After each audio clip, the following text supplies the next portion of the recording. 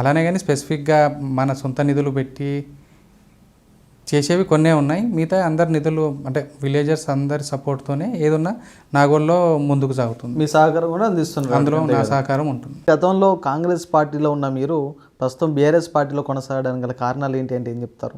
కాంగ్రెస్ పార్టీలో ఉన్న మేము బీఆర్ఎస్లో రావడానికి, బీఆర్ఎస్లోకి వెళ్ళడానికి ముఖ్య కారణం అయితే మా ఎమ్మెల్యే గారు సుధీర్ రెడ్డి గారు. కాంగ్రెస్ పార్టీలో ఉన్న సుధీర్ రెడ్డి గారి ఒక విజన్, అంటే సుధీర్ రెడ్డి గారికి ఉన్న జనాల పట్ల ఉన్న ఒక అవగాహన, సమస్యల పట్ల ఉన్న ఒక ఆలోచన, ఒక సమస్యని తీర్చే విధానం, దాంతో మన ఎమ్మెల్యే సుధీర్ రెడ్డి గారి ఫాలోవర్గా, కాంగ్రెస్ పార్టీ కార్యకర్తగా ఉన్నా కూడా సుధీర్ రెడ్డి ఫాలోవర్గా అలా ఆయన ఏ ఆదేశాలు ఇస్తే ఆయన చెప్పింది చేయడం తప్ప ఇంకా సొంత ఆలోచన లేకుండా ఆయన విజన్ త్రూ మేము పయనించే విధంగా ఆ రోజు బీఆర్ఎస్ పార్టీలోకి వెళ్ళాము.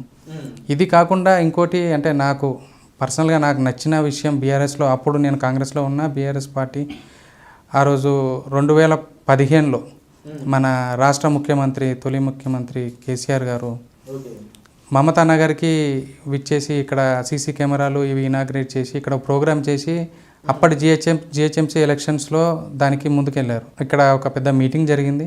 ఆ టైంలో నేను నాగోల్ గవర్నమెంట్ స్కూల్లో 10th వరకే ఉంది.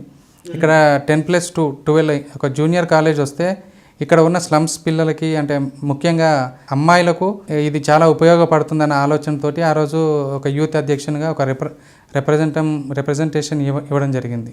ఆయన అంటే ఇట్లా మామూలుగా మీటింగ్లో అంత గ్యాదరింగ్లో వెళ్తుంటే కేసీఆర్ గారు అని పిలిచి ఆయన చేతికి అందించాను ఆ మెమరాండం. అది ఆల్మోస్ట్ ఒక 4 to 5 months తర్వాత district educational officer through return back నాకు లెటర్ వచ్చింది. సో అండ్ సో డే రోజు మీరు ముఖ్యమంత్రి గారికి ఇలా ఈ రిక్వైర్మెంట్ కాలేజ్ కావాలని రిక్వైర్మెంట్ లెటర్ ఇచ్చారు, దాని గురించి దాన్ని క్లీన్గా ఇన్ అండ్ అవుట్స్ తెలుసుకొని మమ్మల్ని కంబ్యాక్ అవ్వమన్నారు.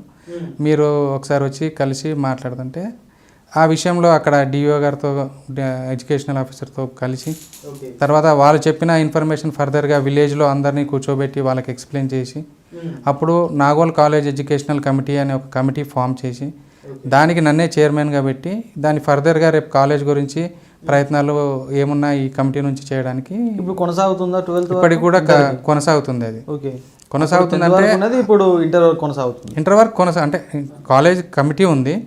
అప్పుడున్న పరిస్థితుల్లో మన గవర్నమెంట్ స్కూల్లో అడిషనల్ రూమ్స్ లేకుండే కాలేజ్ స్టార్ట్ చేయడానికి. ఆ అడిషనల్ రూమ్స్ కావాలని ఒక రిక్వైర్మెంట్ ఉండే, లేకపోతే స్కూల్ షిఫ్ట్ సిస్టంలో రన్ చేస్తే కాలేజ్ అంటే స్టార్ట్ చేయొచ్చు.